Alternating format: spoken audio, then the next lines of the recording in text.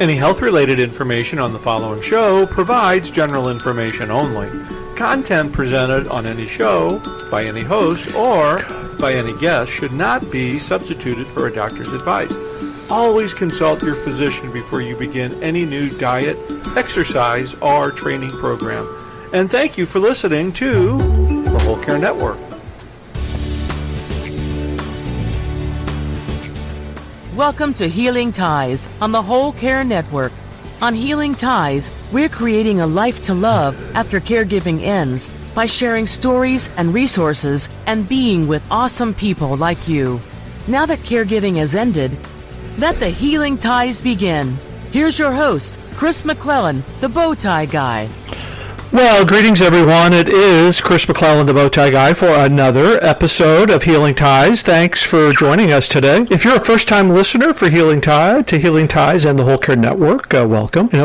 On the Whole Care Network, we believe it's through story sharing where diversity meets the road to combat a common cause. And we also believe at the Whole Care Network that caregivers need three things. They need validation. Yes, caregiving is hard, and it's okay to feel the way that you feel on some days. Caregivers need respite. We need to find that time, even if it's just 5 minutes a day, to take for ourselves. And then we need resources.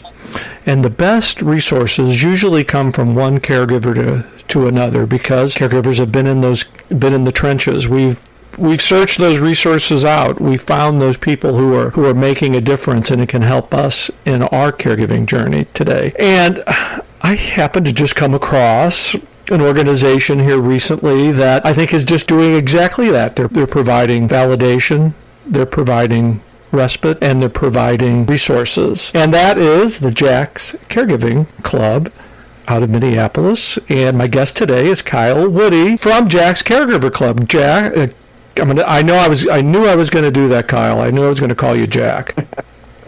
That's just one of those things you do here on the radio when you got all your notes in front of you. But Kyle, really, welcome to Healing Ties. It's great to visit with you. It's an honor to be with you, Chris, and we're just really humbled to be a part of this community with you, and we appreciate your leadership with the community and bringing all these folks together for these conversations. Well, it's just so important to share stories and information, because caregiving can be challenging, but when we're surrounded by a community, it just makes some of these very difficult but also meaningful days just a little bit better. Yes, absolutely. So new to this, but we just feel, like I said, humbled and honored to be sitting here, having this conversation with you today, and that anything that we can do to help your listeners move the ball forward in their own journey and feel more confident and bold and the challenges that they face, then our work is done. That's what I'm here to do today with you, hopefully, and excited to answer any and all of your questions. I became aware of Jack's Caregiver Club just a few months ago at a conference in Tampa with AARP, and a mutual friend of ours, Dr. Gene from AARP. He just presented this unbelievable video about Jack's Caregivers Club. So, Kyle, why don't you give a little bit of a background on your caregiving experience and talk a little bit about the club, and then we'll get into some of the details of how this is. Great. Well, one correction, the name is Jack's Caregiver Coalition. It's funny, though, that you say club, because I've been asked, and it's also funny that you call me Jack. I'm called Jack quite a bit. People say, "Are you Jack?" And I tell them the story, but I've been asked, is it a club or is it a service?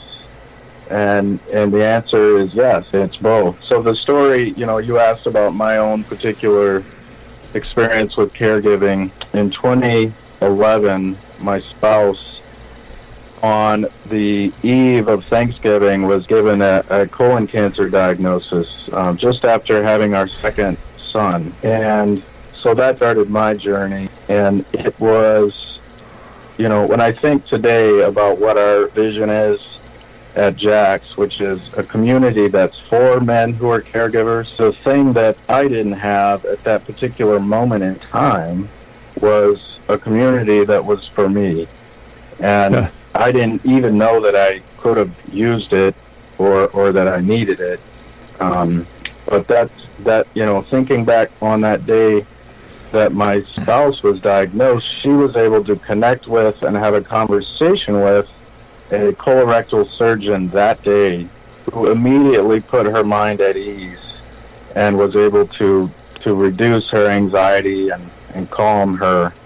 And I never received that from anyone for probably the better part of 3 years. And so that's what, when we talk about our vision, which is a community for men who are caregivers, not necessarily a community of men, but community that's for them. That problem that we're trying to solve is that when that happened in 2011, the men that come behind myself and the other great people who have founded Jack's will be immediately connected to a community that can put their mind at ease and can help alleviate the anxiety and the stress and just acknowledge right out, this is going to be one of the biggest and most important challenges that you're going to face as a man, and we're here for you. And so that I didn't have, but what I did have was about a year into the journey, we had a good friend visit our family who had said they were going to come and just spend a week with us. And they were in California, we were in Virginia at the time, and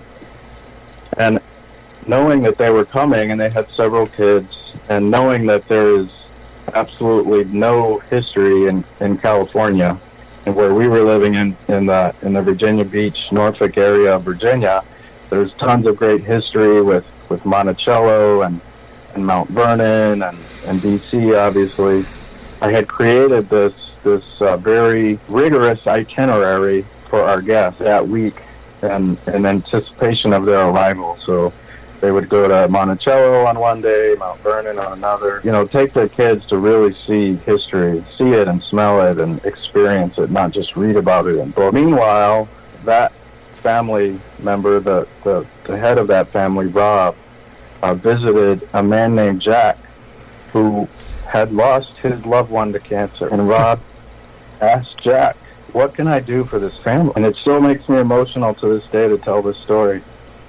But Jack responded very concisely and simply, serve the caregiver. They're always forgotten. Yes. Wow, that's powerful. And so when Rob sat down at my kitchen table and I laid out my itinerary for him for the week and our plans to entertain them basically that week, Rob said, that's nice, but I'm here to serve you. And he was looking at me, and I had no idea what he was talking about. Literally no idea. I said, I didn't say, but I was thinking, I'm not sick. Right. I'm fine. What are you talking about? I don't need to be served. So he looked over to my wife and said, what, I'm here to serve you guys for a week. What can I do? And so she said, well, there's this gate that's, you have to kick it every time to get it to open. And our garage is kind of a mess, and our fence could use staining and so on and so forth. All the little stuff that I had just kind of let go of while I was taking the kids to their preschool and sitting with Sarah and chemo and working and doing all the other things that weren't optional. And so he knocked all those things out for us during that week. And it took me a long time for that to be processed, because I wasn't aware of this emotional fortress that I had built around myself. Right. And I sort of slowly, that wall came crumbling down. I remember in particular one moment when Sarah had thought that she was done with chemo, and that the spots in her lungs were not cancer, that perhaps they were a pollen or some sort of bacterial infection.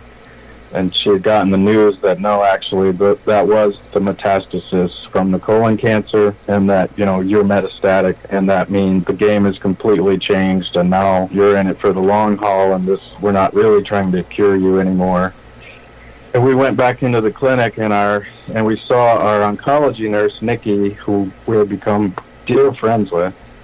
And she saw Sarah walk into the clinic and just kind of shouted out to Sarah, Sarah, what are you doing here, We had the, you're done celebration. Sarah just collapsed onto the floor of the oncology clinic, and Nikki came running up to her and hugged her. And I stood there, stoic and like a horse face, and did not engage at all because my emotional fortress was so sturdy and strong.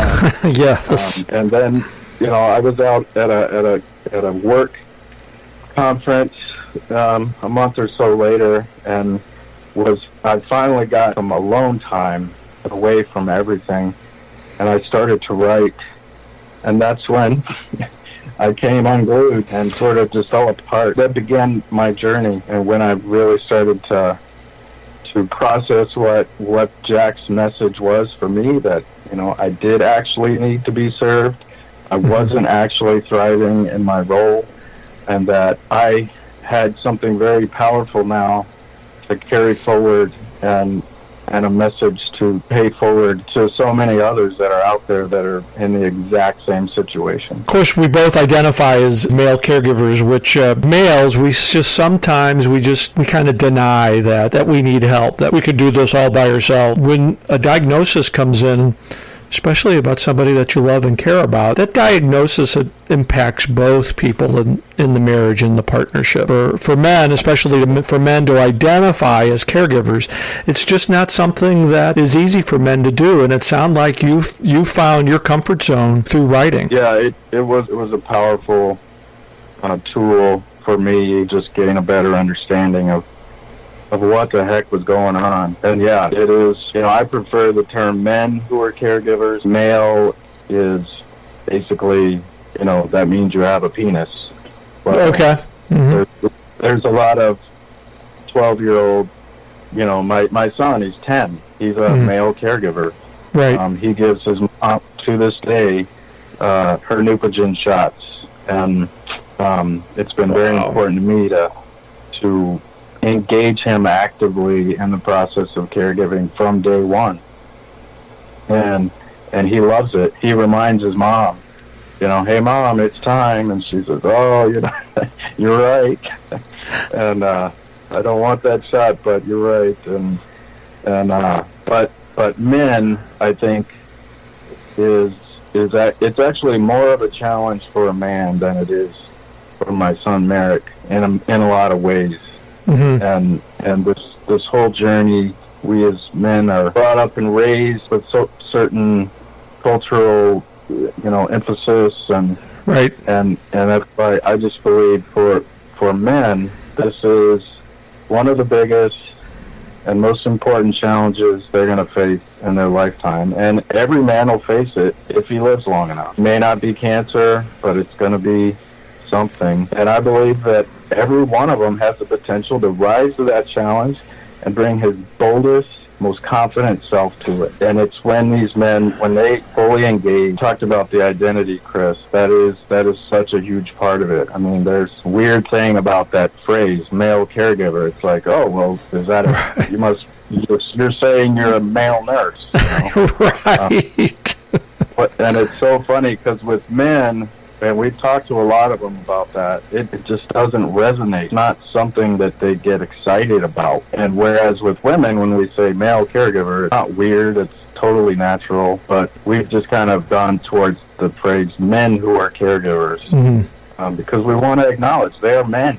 This isn't a threat to your masculinity. If anything, exactly. It's going to boost it. I like to say when it comes to caregiving, there's no gender, there's no orientation, and there's no economic boundaries. We all just want to care. And sometimes, especially, I could speak for myself as a 61-year-old male, caregiving is really something that up until now has not been identified as a male role. It's always been in the female role. But the reality is thousands upon thousands of men out there who are caring for their spouse, their partner, and they need outlets like Jack's Caregivers Coalition, where they can come and feel comfortable and talk about their caregiving journey just as they would with, a family member or a friend, and feel supported. Our vision is that they have that, and that it's something that they're excited to engage with. Not something that is a chore, or, my friend says I gotta go see a therapist, or,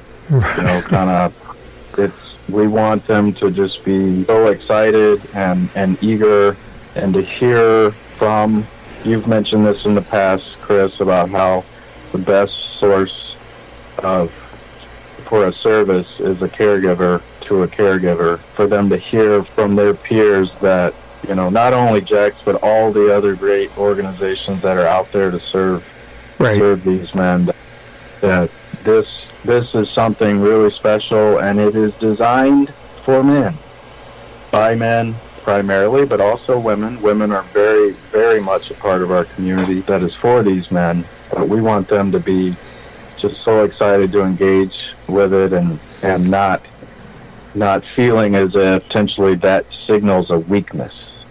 Right.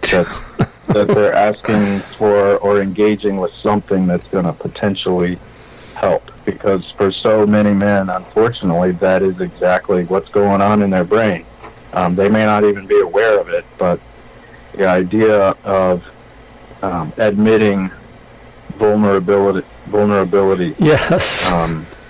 is probably the single largest thing that we have to overcome as an organization. And I'm proud to say that we are making a lot of progress in that area. I always like to say that, and I had to learn the hard way, but asking for help is not a sign of weakness, but a sign of strength. A little bit of time to find that comfort zone, and recognizing that we can't do this alone, and that our caregiving capes are limited, and that asking for help it's for both the caregiver and the care receiver. I'm very, very clear, and when I get the opportunity to meet and talk with these gentlemen, tell them, hey, you can do this alone, but you're going to suck at it.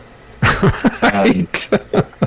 If that's what you want, if you're striving for suckiness, then keep on keeping on down that road, going at it alone, because that's exactly what I did, and it didn't work. I think, and I believe we're all striving for excellence, Chris, every man and woman, but what does that look like? I think, this is just a challenge that so often, especially in the cancer world, there's not kind of a build-up to this life transition. Right. It is a sudden impact, kind of like asteroid hitting your Earth kind of thing that flips your entire world upside down instantly. And suddenly you're just in crisis mode every day, all day long. And half of that is just trying to keep your emotional self intact enough to operate in the world. And I think with maybe some other diseases, there's a little more of a runway, and you can kind of get yourself acclimated to this new role. But yeah, right away we want to, and that's what I see is helpful about your work, Chris, is helping us raise awareness for these men and for women who are usually the early adopters of what we're talking about, to share that story with the men and that they know, and that every time they hear someone who is diagnosed with cancer, to ask, who is the caregiver? Who is the caregiver? Mm-hmm. How can we serve them? And that is a question that just isn't asked often enough by enough changing. It is changing. Yeah, well, I appreciate that. And it's because of people like you that I continue to do these podcasts and be a caregiver advocate. I'm now 4 years past, more than 4 years past my caregiving experience, and I can tell all of our listeners, and I think they've heard me say this before, while you're in the middle of caregiving, you just really think this is hard, and it will. I can tell you, after it ends, when you look back, the good days far outweighed the bad days. It's just that the bad days were more intense. But those good days involved getting help, collaborating with like-minded people, writing, finding that outlet. And I mean, you're championing this idea now, and this is, at least from my perspective, I wish you'd have been around when we were in the midst of our caregiving experience. That's why I appreciate what you're doing so much. Yeah, you and me both. I wish I'd have been around too. Let's talk a little bit about what it would be like for just received a diagnosis. Their family just received a diagnosis of it, and they found Jack's Caregivers Coalition. What would be one of the first things that a new contact would learn about the coalition? Yeah, that's a great question. I think every individual's story and journey is unique, and we don't prescribe a rigid process that is, this is how you go from step A to B to C to D. We just try to meet them where they're at and engage in a conversation, ideally over the phone, but sometimes they don't want to communicate that way. Right. Sometimes we communicate over email. And I should be clear that we are currently, our market, where we have capacity is in the Twin Cities, in Minneapolis and St. Paul. In Minnesota, we are actively in conversations with other folks to bring our vision and our mission to other parts of the country, but it's going to require leaders in those areas to step up to that challenge. When we hear from an individual, oftentimes it's their spouse or their mother or their friend or somebody that reaches out to us on their behalf, and so that will look a certain way. We try to help that person help their loved one. We've been asked some interesting questions, and we always respond from that caregiver perspective and try to give that person that. If it's the caregiver themselves, we probably most often, Chris, respond with what we call a Jack to Jack, which is, we meet them on their terms in their part of town in the way that they want to. Is it a coffee? Is it a lunch? Is it a happy hour? But we want to make it easy on them. We're not going to take someone who's already too busy and too stressed and try to ask them to come to us. We're going to come to them. And a lot of times, I think, especially for men, for some reason, that one-to-one environment is a lot safer feeling, more likely to engage in a meaningful conversation about serious issues than in a group environment. So that's probably the most often, and we're really working on that program this year to tighten it up and bring more rigor to it. It's kind of just, we connect people and try to get them to meet, and it's working.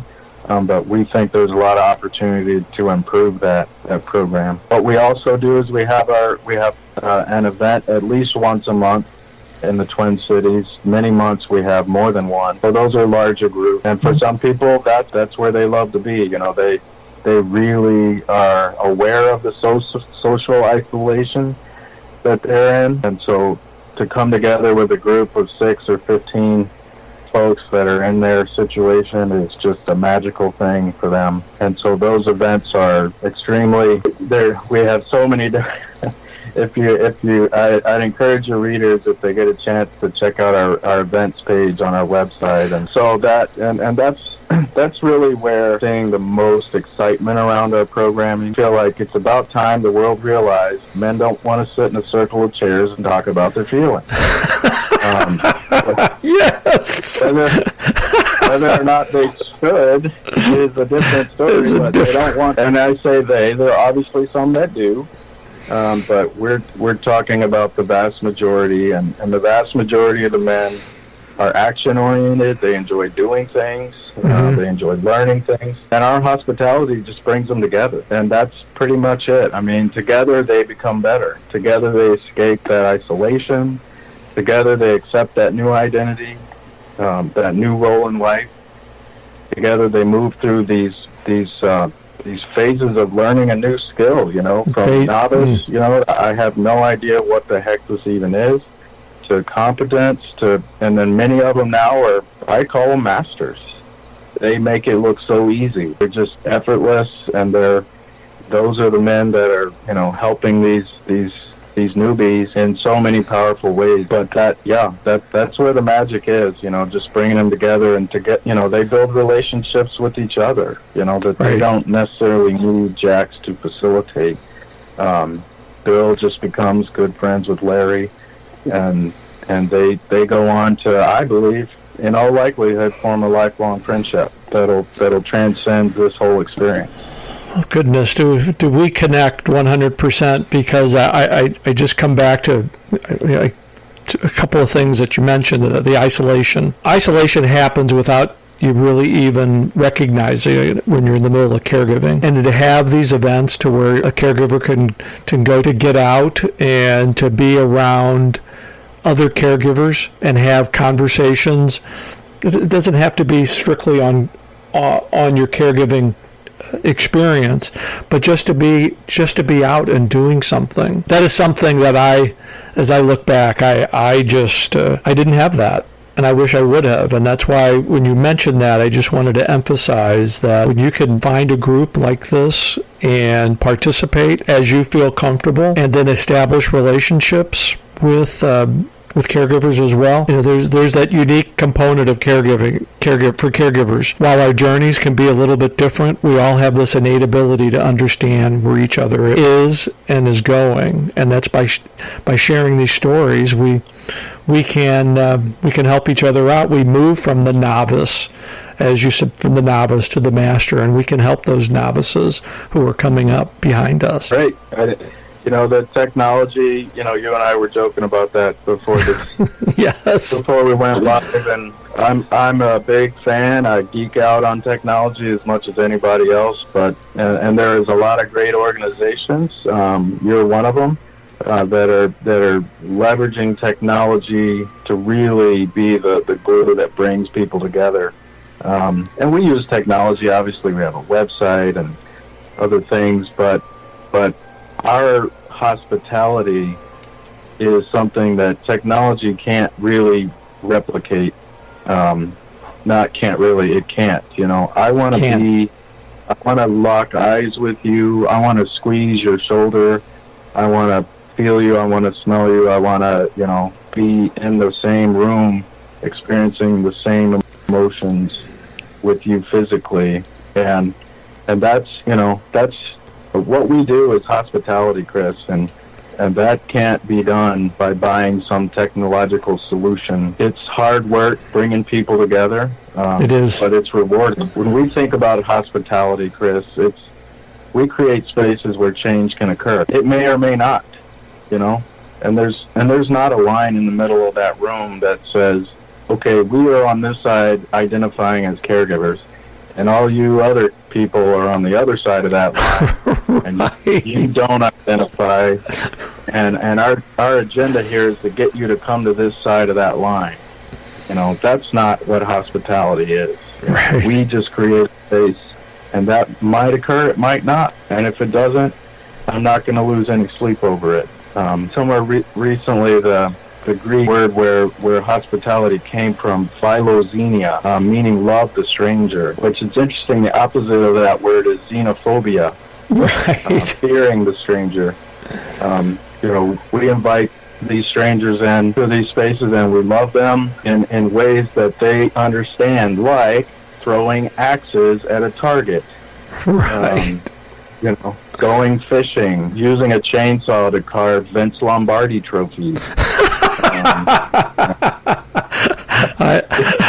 I get the connotation there between Minnesota and Green Bay, so. Yes, we have a lot of fun up here. Well, I'll have an event for you, a bowling event, knocking those pins down. Yeah, love it. Yeah. Bowlers. Oh, goodness. Anything. And that is, back to your original question about what that person gets when they engage with us.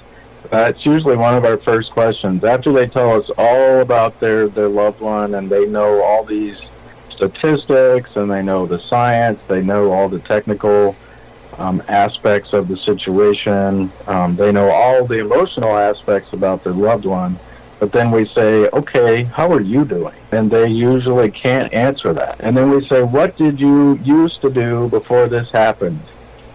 Right. What you used to do? And then we try to find those things that brought joy to their life. And if it, for example, I used to go bowling.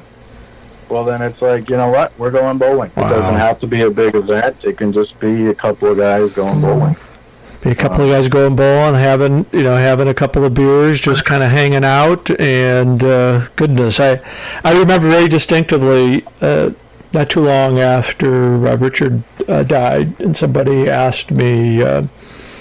It was a very kind conversation. They said, "Well, what are your hobbies? What do you like to do? What could you get back involved in?" And I had to pause for a little bit, Kyle, and I had to think about what my hobbies were, because I had stopped all my hobbies. I had stopped bike riding. I had stopped bowling. I had stopped rollerblading. I had stopped doing all the things that I enjoyed to do because I was so intent on caring for somebody else. And the lesson I learned afterwards, and this is something that Richard taught me in the middle of caregiving, is that it's just as important to take care of yourself as it is to take care of me. Because if you're not well, then I'm going to be concerned. And I remembered Richard's words when this friend of mine asked me, what were my hobbies? And that's why, for me, as I move forward in my life after caregiving, it's just so important to share stories like this with folks like you who are making a difference, because it's through story sharing where diversity meets the road to combat a common cause, and our common cause is caring for the caregiver. Yeah, I love it. Well, goodness, we can go on all day, but I just got a couple of minutes left, Kyle. So let our listeners know how they can learn more about Jack's Caregiver Coalition, how to find you on the internet, how to sign up, how to possibly start a Jack's Caregiver Coalition. And yeah, so great questions. The best resource, Chris, is www.jackscaregiverco, spelled CO at the end there, .org. You can also just type Jack's Caregiver Coalition into Google. We're the only one. And there you can see about our events. You can learn about how to help. You can follow our blog. And then you can also contact us there. Our email address is contactus@jackscaregiverco.org. We'd be honored to hear from you. And you can also support us financially on the website there. And yeah, so if somebody is interested in bringing Jacks to their community, it's pretty simple, really. You reach out to us through our website, express that interest, and then you'll have a phone call to explore what that means with us, and then we will talk about where we're at in the process of expanding and what to expect, and then make sure that leader initially is going to be challenged to find 2 other people at a minimum to help them bring that to reality. Bringing Jacks to your community is just like caregiving. It's a team sport. Nobody's going to be able to do that alone. Right. So we want to help you build that team. We want to help you, give you resources, but we'll also help anyone that just resonates with our mission and they say, you know what, I want to just do it, and I want to call it Larry's Caregiver Coalition, and we're going to do our own thing, and you know what, we love that.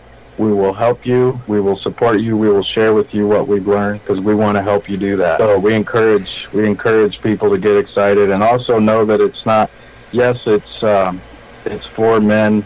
The community that we're building is for men, but an extremely important part of that community are the women that can help make that community a reality, and that are a very important part of it. And also a very important part of it are the people who are former caregivers like yourself, Chris. Some in our circles have called them the full Monty Jack. You know, I love that. They've seen it all. We engage those people in volunteer capacities to really serve the men that are in the active sport, daily primary caregiving for a loved one with cancer. Well, I want to be a full Monty Jack. I can guarantee that. That is terrific. I am. You really are. Yeah, and I'm excited to explore these opportunities with you and be a part of the coalition. And Kyle, with all the great work you are doing with the Jack's Caregiver Coalition, you are certainly someone who is creating healing ties all around us. I can't thank you enough for joining us today. Thank you, Chris.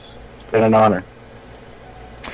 Well, goodness, I could talk all day with Kyle, but there is a time where we have to kind of stop. But I think we'll be doing a few more sessions, podcasts with Kyle. But as you know, I'm Chris McClellan, the Bowtie Guy. I'm creating a life to love after caregiving ends through radio, writing, travel, advocacy, and being with awesome people like Kyle Woody. Healing Ties is a part of the Whole Care Network. Check us out online at thewholecarenetwork.com, where you can visit all our shows, listen to our show host, and our special podcast featuring Kyle Woody and Jack's Caregiver Coalition. We'll see you for another episode of Healing Ties real soon. Bye-bye.